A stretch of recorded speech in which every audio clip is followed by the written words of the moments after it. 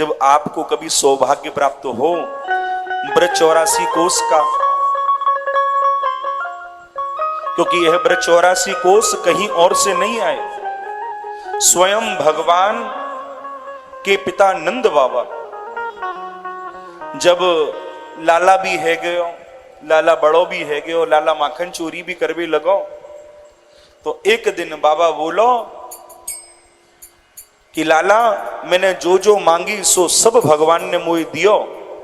अब मेरे हृदय में यह भाव है कि मैं तो यात्रा कर आऊं। और पहले जब यात्रा हुआ करती तो 4 धाम की यात्रा हुआ करती थी। अब तो शरीर की कोई इच्छा रही नहीं, सब इच्छा बिहारी जी ने पूरी करी है। अब मैं जाऊं और यात्रा करके आऊं, वही मेरे लिए ठीक है। तब महाराज भगवान ने कही कि अरे बाबा कहीं तू पागल तो नहीं है गया, हम ब्रजवासिन को कोई यात्रा की जरूरत ही नहीं है। जो ब्रज में बस गए हैं, जो ब्रजवासी हैं, उन्हें काई भी यात्रा की कोई जरूरत नहीं है। तू कहीं मत जा, यहीं रह। बाबा बार बार कहवे कि लाला मेरो मन नहीं माने, मेरो मन नहीं मान रहो, मैं यात्रा करवे जाऊंगा। अब महाराज भगवान बाबा को कैसे समझाएं? भगवान बैठ गए एक जगह और बाबा जो चलो जा रहा हो यात्रा के लिए, पीछे पीछे भगवान बाबा के चले। और एक स्थान वृंदावन में है रमण रेती। वही रमण रेती पर जो अपने घर से चले रमण रेती तक, वहां ही आकर बाबा थक गए और महाराज बैठ गए। भगवान सोचने लगे, हाय राम, मेरो बाबा घर से चलो और रमन रेती पर आकर ही थक गयो, ये कैसे यात्रा करे? और या को मन है जो मान ही नहीं रहो, कितनों यह समझा रहा हूं, लेकिन फिर भी है या को मन कह रहा है कि नहीं यात्रा करवे जाऊंगा, यात्रा करवे जाऊंगा। और पहले की यात्रा तो बड़ी जटिल हुआ करती थी महाराज। यात्रा करने लोग जा रहे हैं, लौटकर आएंगे या नहीं आएंगे कोई पक्का पता ही नहीं है।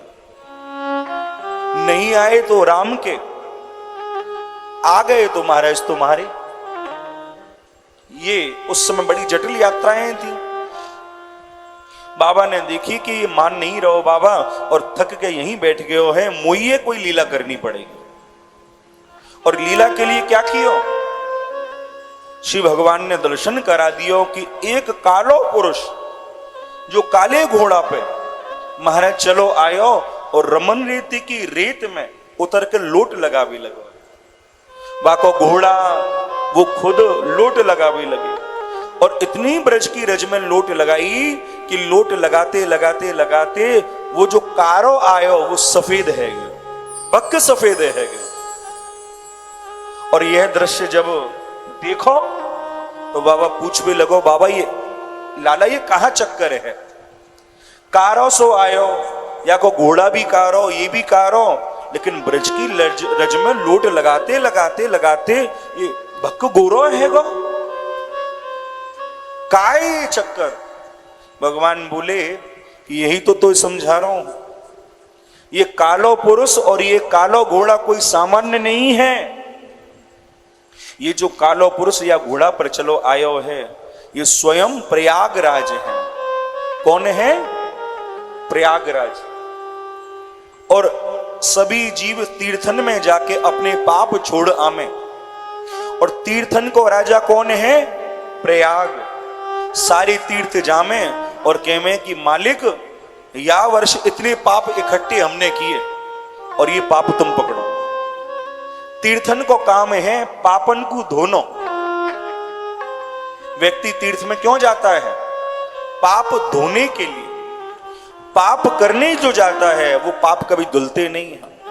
तीर्थों में कभी पाप नहीं हो, तीर्थों में तो किए जो पाप हैं उनको धोने जाता है। सारे पापों को प्रयागराज को दे देते हैं कि महाराज ये इतने लोग आए इस बार तीर्थों में और इतने पाप छोड़ गए और ये तुम पकड़ो, क्योंकि तुम राजा हो तो राजा को जो कमाया वही तो दिया जाएगा। पाप कमाए तो पाप दिया है प्रयागराज को। अब प्रयागराज को जब सारे पाप मिल गए तो प्रयागराज उन पापों का क्या करे? भगवान कह रहे हैं कि बाबा वही प्रयागराज भी अपने पापन को धोवे या वृंदावन में आवे। और तेने अपनी आंखन से देखो कि वही प्रयागराज आयो ब्रज की रोज रज में लोट लगावे लगो और लोट लगा के भक्क सफेद है गए। अब फिर जाके बैठेगो, फिर सबके पापन ने लाएगो, फिर यहां धोएगो। बाबा देखने लगे, लाला ये प्रयाग पापन ने धोवे वृंदावन आयो है। बोले हाँ, यही तो कब से समझा रहा हूं। तो या वृंदावन में तो प्रयाग भी पाप धोवे आवे। लेकिन बाबा फिर कहवे कि लाला मेरो मन नहीं माने। भगवान बोले तेरे मन बड़ो खराब है, कितनो समझाऊं तेरे मने समझ नहीं रहो है। लाला एक बार तो यात्रा कर आऊं। भगवान ने कही कि तुम बैठो और अभी मैं सभी तीर्थन को ही या ब्रज में बुलाऊं, सभी तीर्थन को ब्रज में बुलाऊं। और महाराज उसी समय भगवान ने तीर्थों का आवाहन किया है। ए हरिद्वार, ए बद्रीनाथ, ए केदारनाथ, ए गंगोत्री, ए जमुनोत्री, सब वृंदावन में आ जाओ, सब ब्रज में आ जाओ। और महाराज सारे तीर्थ एक अंश से अपने स्थान को छोड़कर ब्रज में बस गए, सब ब्रज में बस गए। और उसी को ब्रज 84 कोस कहते।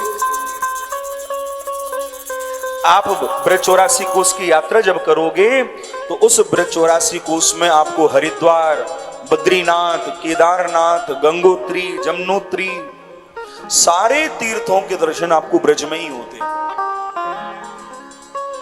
सब तीर्थ ब्रज में बसते हैं। कभी सौभाग्य मिले तो ब्रज 84 कोस की यात्रा को भी करना। बड़ी आनंददायिनी ये यात्रा है। 8 दिन लगते हैं इस यात्रा में।